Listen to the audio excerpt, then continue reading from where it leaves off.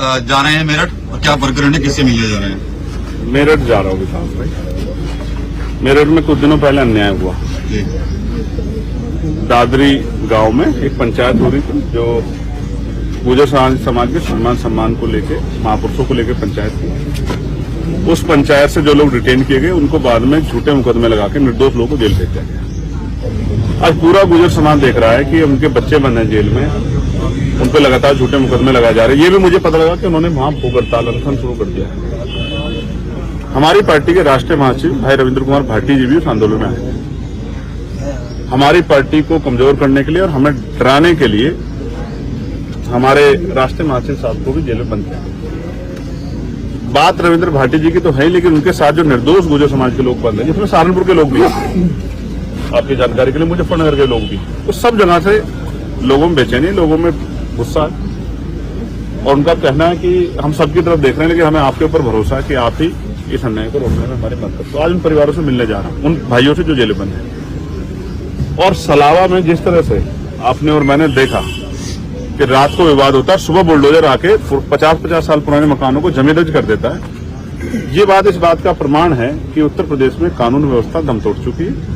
और एक कहावत है ना, जिसकी लाठी उसकी भैंस, यही चल रहा है। इस अन्याय को रोकना पड़ेगा और रोकने के लिए जन आंदोलन की जरूरत है, सड़कों को लोगों से पाटने की जरूरत है, आंदोलन की जरूरत है कि सरकार को ये पता लग जाए कि अन्याय लोग स्वीकार नहीं करेंगे। इसलिए उन परिवारों से मिलने के लिए जाऊंगा और जाकर उनके दुख को सुनूंगा और लोकसभा में, सड़क पे, चाहे बड़े से बड़ा आंदोलन करना पड़े निर्दोष लोगों को छुड़ाने के लिए, उनके झूठे मुकदमे वापस देने के लिए, तो उसके लिए भी प्रयास हो। आजम खान साहब से मिलने कब जाएंगे?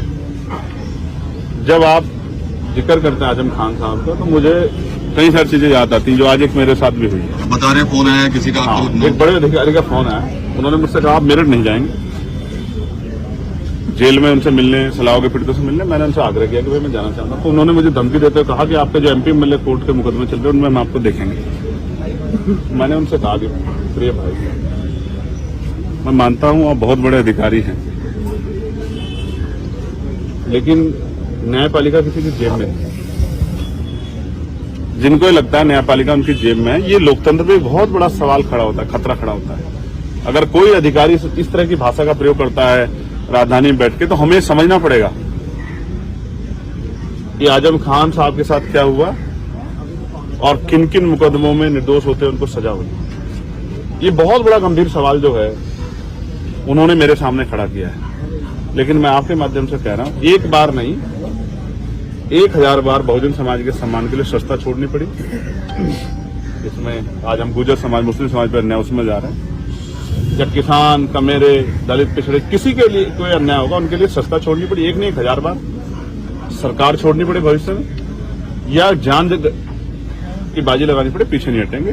ये मेरा उन अधिकारी महोदय को आग्रह है। मैं संवैधानिक आदमी और मैंने उनसे भी ये भी कहा कि श्रीमान मेरे भाई, सरकार बदलेगी, लोगों के हालात बदलेंगे, आप भी हैं, हम भी हैं।